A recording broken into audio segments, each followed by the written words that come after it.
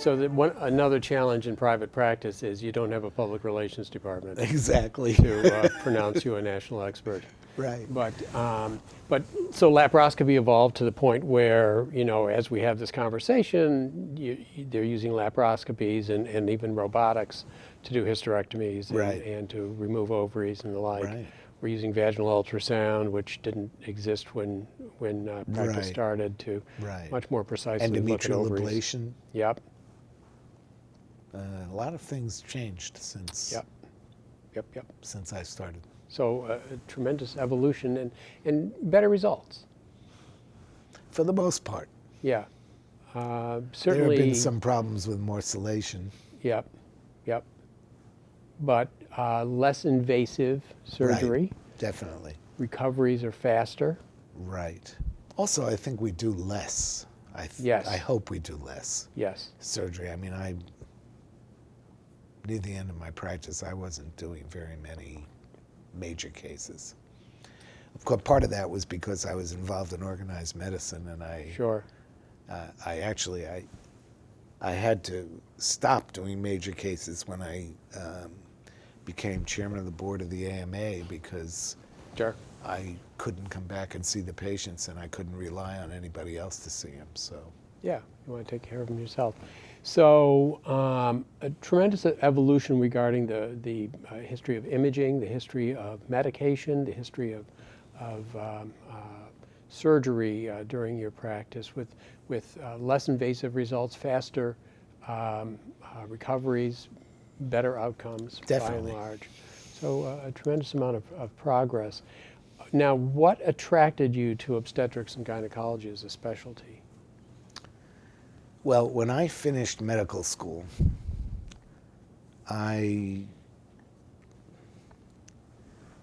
went to college during the Vietnam War, and I started college at City College of New York. I was a 2S, which meant that you had a student deferment. Then between my sophomore and junior year, I get a postcard or a letter, and it's a new draft card, and it's got 1A. Uh-huh. And I was so vehemently against this war. As I said, I was marching, etc. So I went to everybody I knew that I could ask advice about. Should I go back and ask them to switch it back to a 2S? Should I leave it alone? What's going to happen? And they said, if you go back and ask for a 2S, the moment you graduate from college, they're going to switch you to a 1A and they're going to take you. Mm-hmm. So I took my chances and I applied to medical school. And that's another story. I applied to 7 medical schools. I got turned down by 6 of them. And the 7th one, I had to argue my way in, but I did. Anyway, that's another story. So when I went all the way through medical school with a 1A, and nobody ever talked to me. Nobody ever said anything. I didn't join the Berry plan. I didn't do anything to make anybody notice my draft status. And then I immediately applied to the Public Health Service for my internship. Mm-hmm. And we had a matching program then, and nobody ever chose the Public Health Service. I mean, it was an easy match for me. Uh-huh. And I went down to Washington and I told them I wanted to be a career person in the Public Health Service. And, I told them I wanted to be assigned to an Indian hospital after my internship. And so I really talked myself into the Public Health Service. And then I did that 1-year internship. And it was an okay internship. It wasn't that great. It was okay. Then I got assigned to the Northern Navajo Indian Hospital, a 75-bed hospital at the Four Corners where the 4 states come together, New Mexico, Utah, Arizona, and Colorado. Mm-hmm. And I'll tell you, in my first week there, I learned more medicine than I did in my entire internship and medical school. I mean, lots of infectious disease, handling all kinds of orthopedic problems, you know, broken arms, burns, everything. You couldn't imagine. I mean, it was the greatest teaching experience, aside from being a culturally maturing experience dealing with another culture. And I mean, it was great. And at our service unit, we had the only physician in the United States of America who was an American Indian at the time. Now there are lots. His name was Taylor Mackenzie. He just died about a year and a half ago, 2 years ago. And about 3 or 4 years ago, we gave him a Nathan Davis Award from the AMA. But anyway, he was a general surgeon. And he was a Navajo Indian. And he was such a star on the Navajo reservation. There were coloring books about Taylor Mackenzie. You know, there were little golden book type things about Taylor Mackenzie, his life, how he became a doctor, etc. So, I mean, this guy was really special. And I rotated onto surgery, and you know, for I don't know, a couple of months.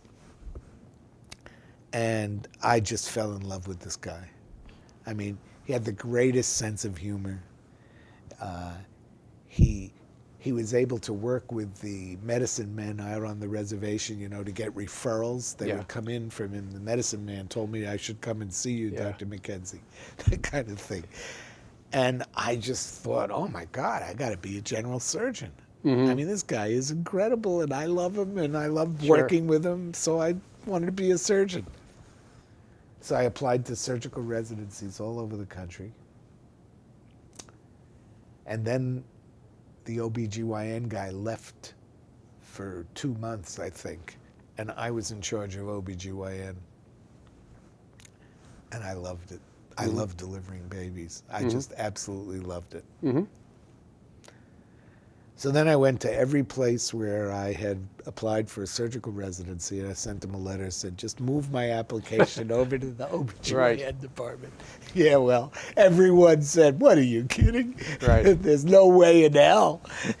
So I was very fortunate. There was a pediatrician who had trained at Sinai Hospital in Baltimore, who knew this guy, who has become my best friend. As a matter of fact, we were just on a jazz cruise together. He was my attending when I was a resident. His name is Fritz Apollon. Anyway, he had just finished his residency, and this guy called him and said, you still have any openings? And they had still one opening. So I just flew down there to meet him, and they took me, and that was how I became an OBGYN. In which program was this with? This was Sinai Hospital of Baltimore. It was an affiliate of Hopkins. Sure. And what was life like as a resident? Life was, well, first of all, very little sleep. It was every other night and every other weekend. And you didn't get home until 8:30, 9 o'clock at night, and you had to be there at 6 o'clock in the morning. So that night off was from 9 to, so, you know. And I had a young daughter at the time, and a son was born during my residency. So I rarely got to see them in their formative years, really. And that residency was a particularly good residency. I mean, we got to do everything. And my first day in the clinic there, I put my fingers through a placenta previa. My very first day. The patient started to bleed. I was beside myself. They take me upstairs, and they say, scrub. And I said, what are you talking about? They said, you're gonna do this C-section. I've never seen a C-section, let alone done one. I said, I can't even scrub. I was so upset. So, but that's how I remember my residence, my first experience. I never put my fingers into a cervix that was pregnant again. And So you're now. At some point, you related to the fact that you decided to go to medical school. What drew you into the profession of medicine? At what point did you make that decision? I didn't make that decision. My parents made that decision.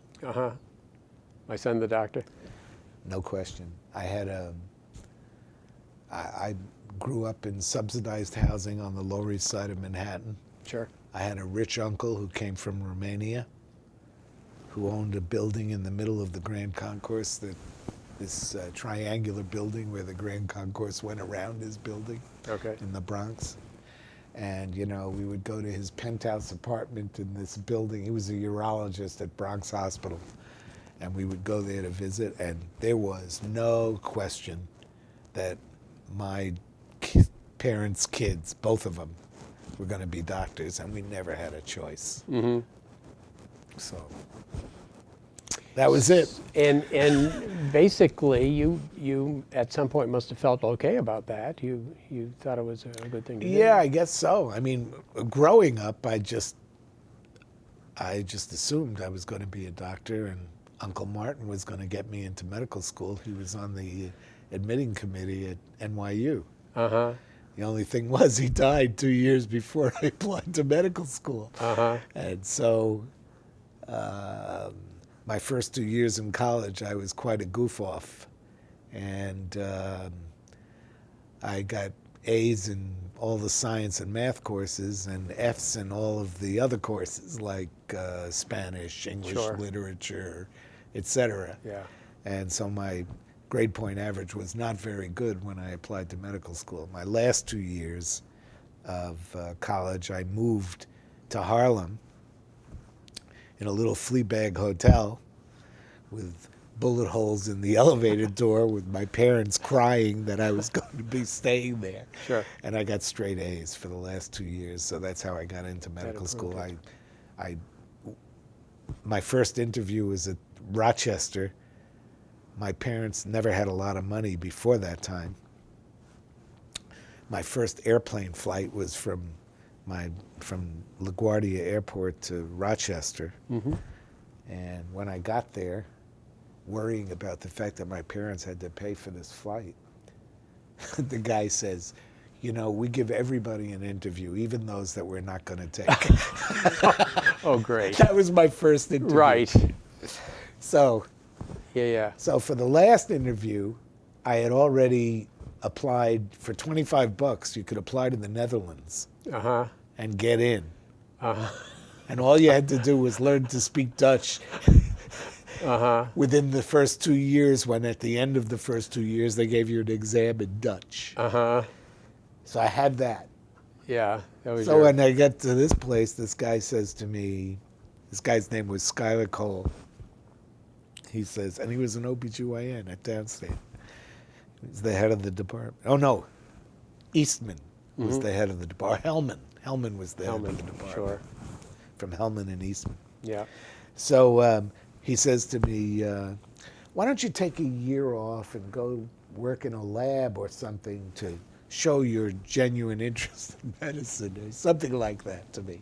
So I got up out of my chair and I started to walk out. And I said, I'm not going to do that. I can go to the Netherlands. I said, I've got an acceptance in the Netherlands. Yeah. I said, if you think I'm going to go work for a year and then have you not take me again, you're crazy. I said, I've got straight A's for my last 2 years. How many people that you've already accepted have straight A's for their last 2 years? So he says, all right, he says, sit down. Maybe you'll get in after all.